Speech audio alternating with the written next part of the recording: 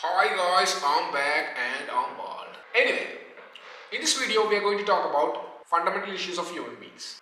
I will say it in a point by point basis because I don't want to waste your time. So, the first issue is that, first issue is that people are delusional. The public generally is delusional because, think about it, people tend to believe in narratives because narratives are easily digestible. That's why. We don't know the reality because reality is a bit boring because we don't know the nitty-gritty details of what's happening behind the scene or what's happening within the life of a person. We only know what's put forward by them. Like we only know what's shown to us. You have to understand that. So now we can take an example. Like 2 months ago, there was this woman. Like she was an engineer and a CEO of a great company called Mindful AI. This company was an AI company basically.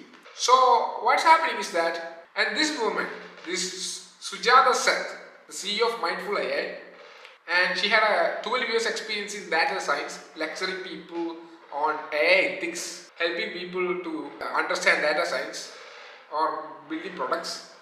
Anyway, this woman, what did she do? She killed her own child. Now look at it like this. If you were to hear this woman, if you were to hear the lectures of this woman in social media or whatnot, and you are seeing this woman, oh, this woman must be successful. This woman is good. This woman is a very good woman. You might say like something like that.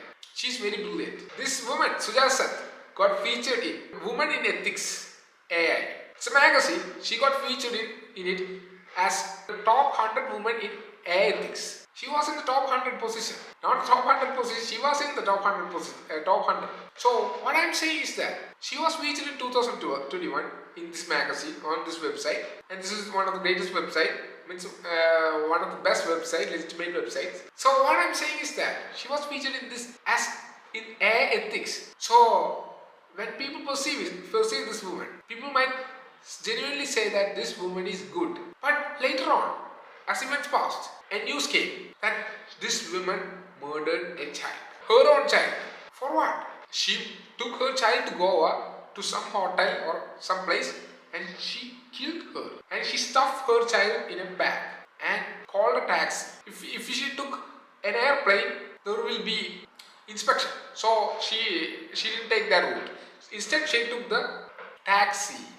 So nobody would notice. She think she could get away from this murder. So what I'm saying is simple. What you see is not what is reality.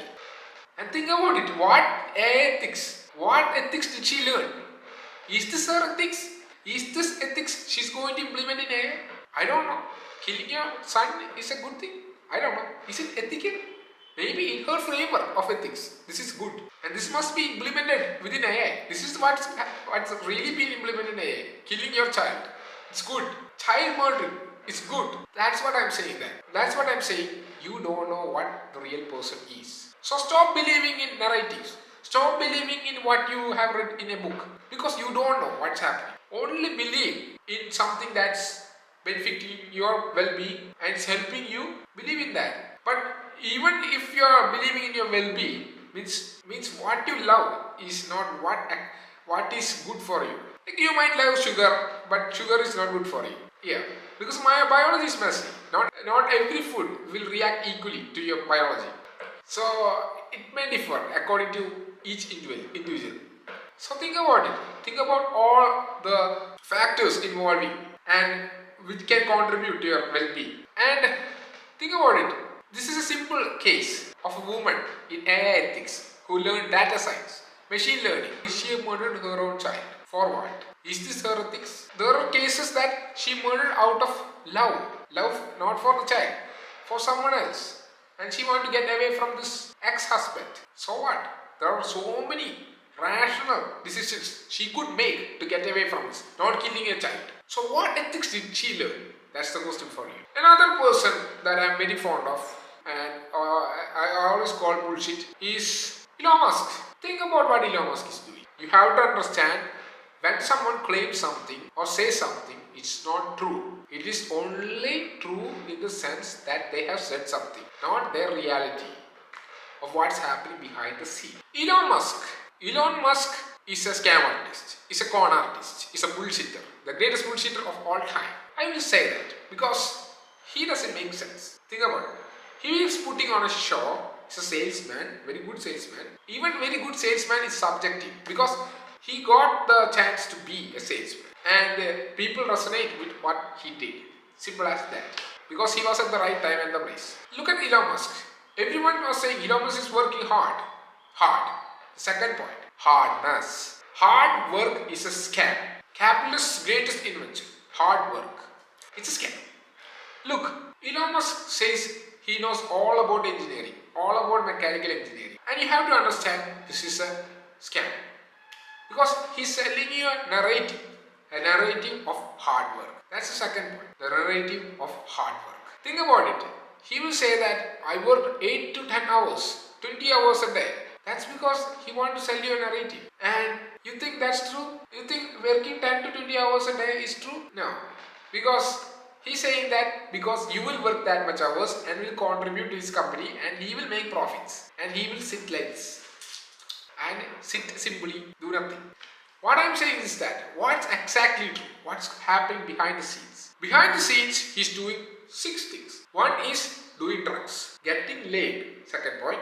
Third point is slave management. Elon Musk will call his employees and bring them into a room, a private room, and he will make absurd claims, exaggerated claims, and demand the employees to satisfy the claims within a speculated time. So he will order the employees to do a certain task, and if they deny, if they say this can't happen, this is not even possible, if they say such things, Elon Musk will fire them or shout at them. You have to understand this.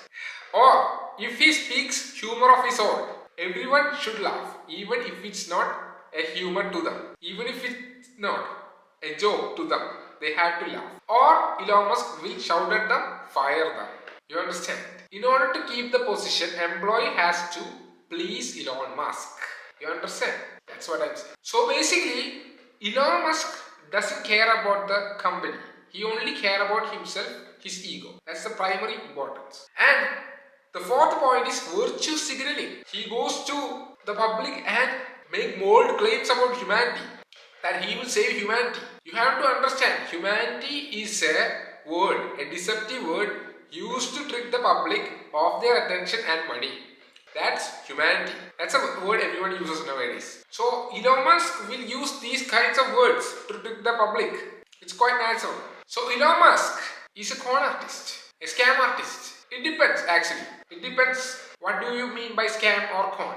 But anyway, what Elon Musk is doing is satisfying his ego. That's all. And appealing to the public's interest is a very good thing because it's an aim that every businessman should keep. So fifth point is playing video games. Elon Musk loves to play video games. He will play video games all day long, and that's his work nowadays. He plays Diablo, even Elden Ring. He loves it, and he doesn't do a good job playing games. It means many people have criticized him that he's not a good engineer by the way he customizes his players within the game, especially within the Elden Ring game.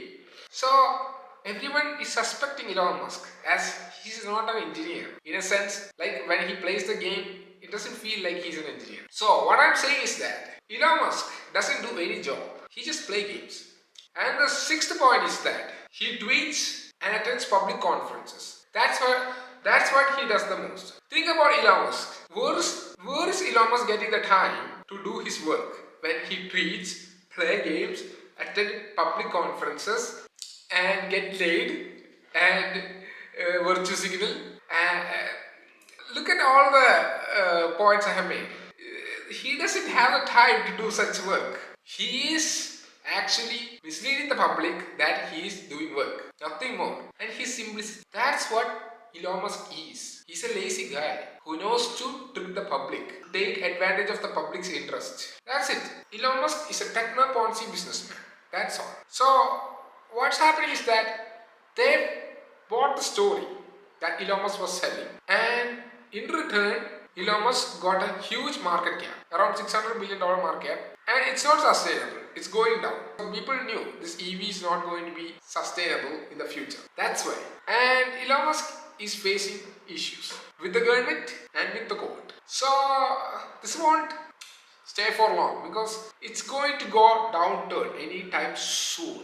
Elon Musk is going to go boom, it's over. And I'm going to change my perspective on this matter because I have studied Elon Musk and I have not found anything convincing of his track record. That it's good track record. So when people say that his track record is good, okay, cool. But the problem here is that the fundamentals of investment, because you have to understand they don't know the fundamentals of investment. The problems of investment with regarding to looking at track records. The problem is such that you should not only look at the track record of the leader, because if you look at the track record of the leader, you will have issues. You will fall into the extrapolation bias, past performance bias, because even if you have done so much work before, successful works, that doesn't mean in the future it will be successful. There will be wide varieties of factors that will contribute to that success or failure.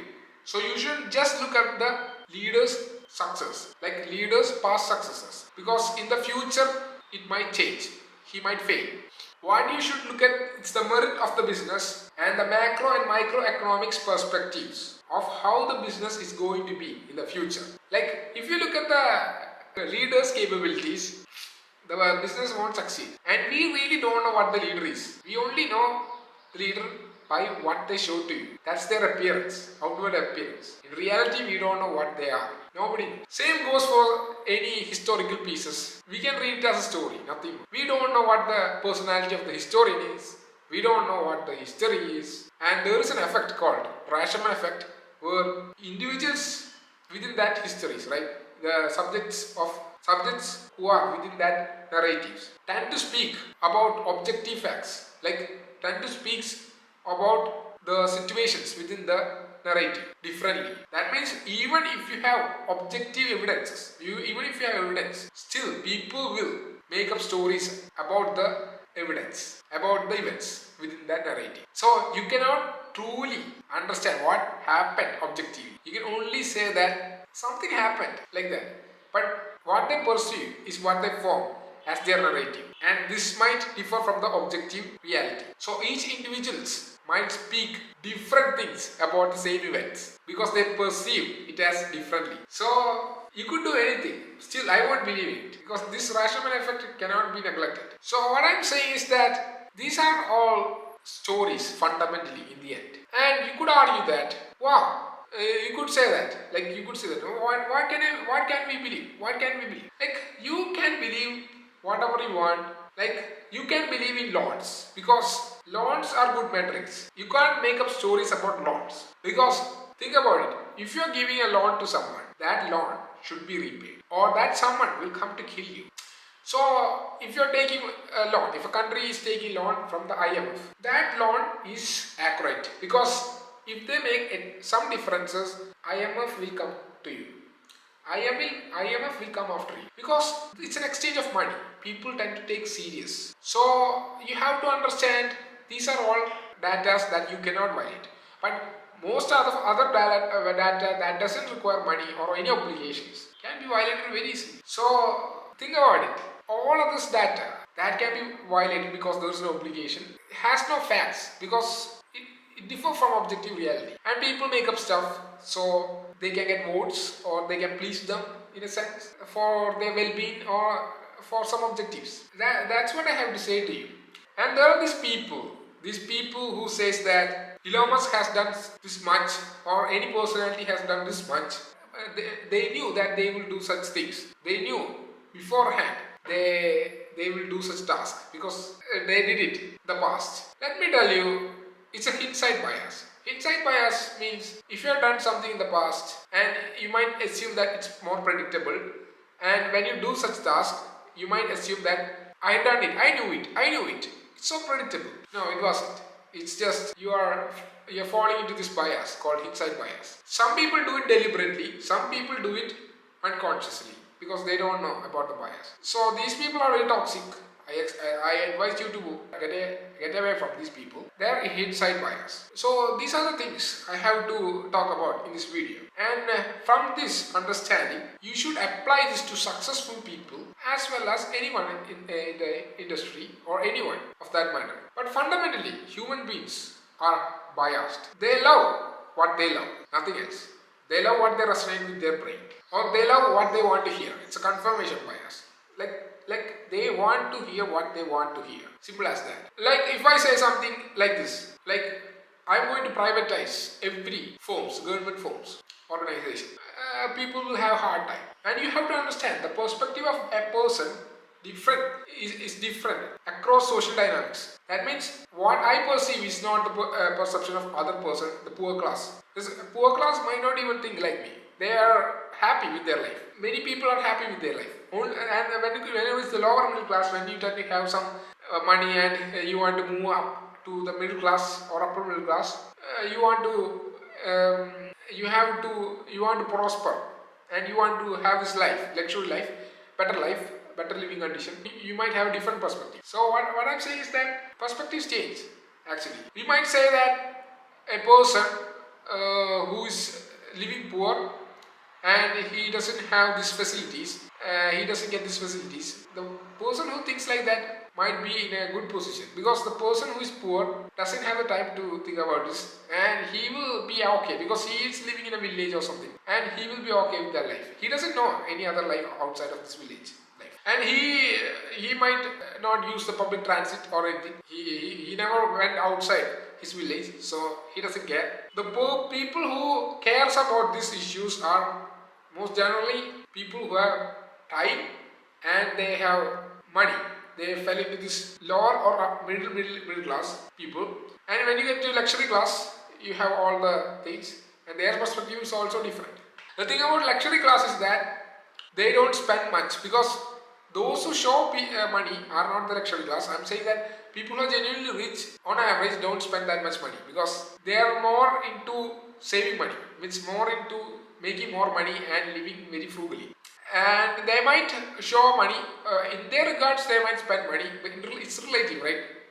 Like they might spend huge money, but what's huge for them in that case? But they tend to be, they are not spenders in the case that they won't help other people in a sense, because employee management, they are going to cut costs every way, because they want to cut costs because they can make more profits. Like they think like that. So I'm not saying that they won't spend money for themselves, not that, because they won't spend money for others in a sense. You got the point. And they don't want the impression that they are rich, because they want the money they will spend for themselves, but they will not spend for others. Anyway, it all depends on the social dynamics, the culture you are living in. Social culture matters is there. It all depends on, and even your upbringing also. But in a general case, it's like this. What I'm saying, like if you are poor, you don't know about what I'm saying. If you are middle income, you might have a confirmation bias, and you skew everything to your worldview. So it doesn't matter in the end. Yeah, ultimately in the end, you don't know anything. Ultimately, and you don't know the person who you are investing. But for me, I'm happy actually. My investment style is very different. I don't look the founders. I look the team. I look the founder too. That's one element. I look their words. That's one element. And I look the macroeconomics part and microeconomics too, and how the project can fit well in the future, in the larger landscape. How can I solve a certain problem in the world? And I'm sure that I'm going to make lots of money doing so. And I don't know actually what's going to happen in the future, but I could make educated guesses. I could literally make educated guesses. So, and I'm going to get right actually. I may delay 1-2 months, but still I will be right in the end. Simple as that. I won't change my words. I never change, and I will never change. This is my word. It's it's rigid, and it's end of the game. And until next time, thank you. Have a nice day.